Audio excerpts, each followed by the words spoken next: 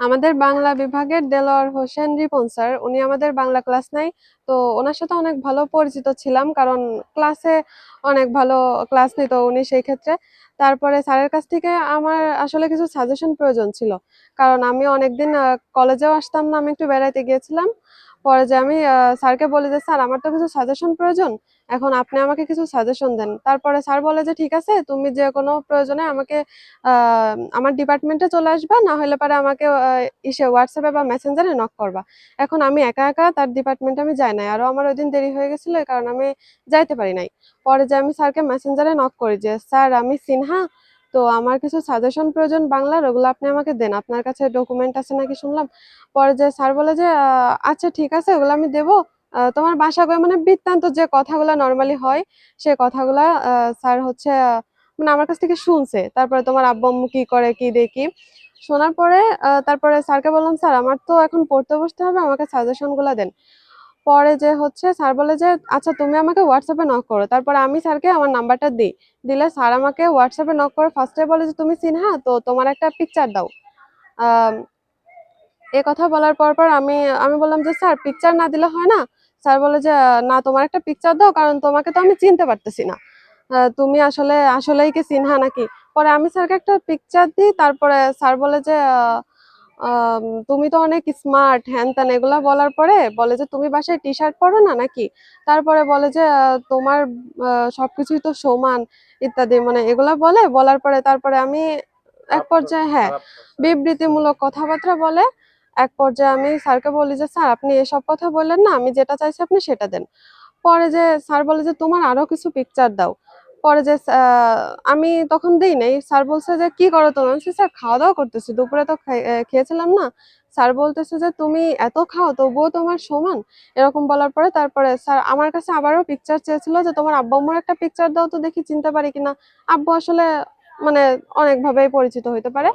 তারপরে হচ্ছে যখন আব্বুর পিকচার দিলাম, আব্বু আম্মুর পিকচার, বলে যে মাশাল্লাহ তারাও তো বেশ সুন্দর।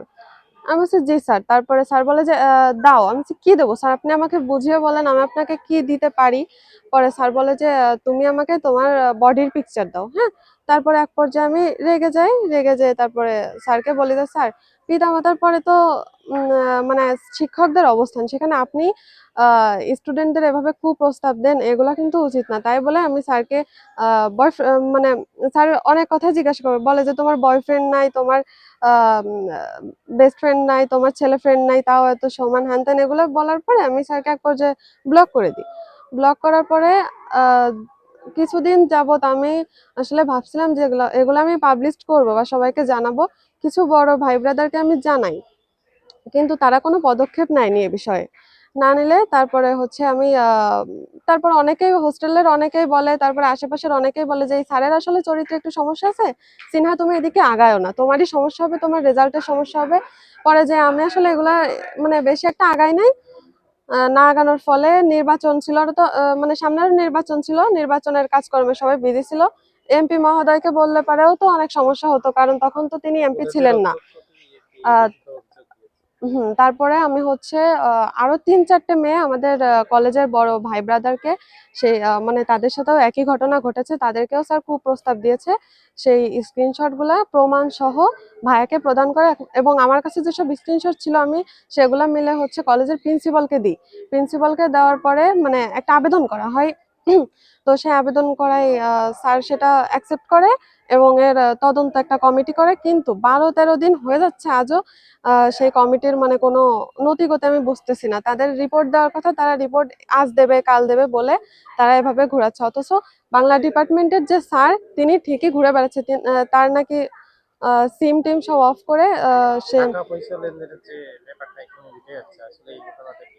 আসলে এটা শোনা কথা, আমি শুনছিলাম যে ছাত্রলীগও এই স্যারের এই কুকর্মের জন্য ছাত্রলীগ থাকাকালীন তখন অনেক টাকা খেয়েছিল স্যারের কাছ থেকে। পরবর্তী টাইমেও মানে আরো মানুষ কত টাকা খেয়েছে সেটা আমি শিওর জানি না, কিন্তু স্যার আসলে আমাদেরকেও এখন টাকার তুমি কি চাচ্ছ? আম, স্যার আমাদেরকেও টাকার প্রস্তাব দিয়েছিল, কিন্তু আমরা এটা আসলে করতে চাচ্ছি না। এখন আমার চাওয়া পাওয়া হচ্ছে স্যারের মানে কলেজ কর্তৃপক্ষের পক্ষ থেকে দৃষ্টান্তমূলক একটা শাস্তির ব্যবস্থা আমরা চাই।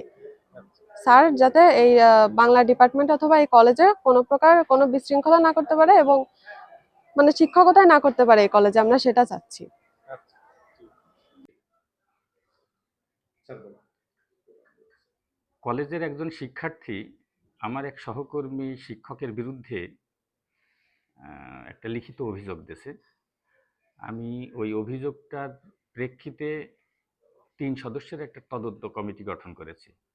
তদন্ত কমিটির কাজ চলমান। আমি এখন পর্যন্ত রিপোর্ট হাতে পাইনি। ধন্যবাদ।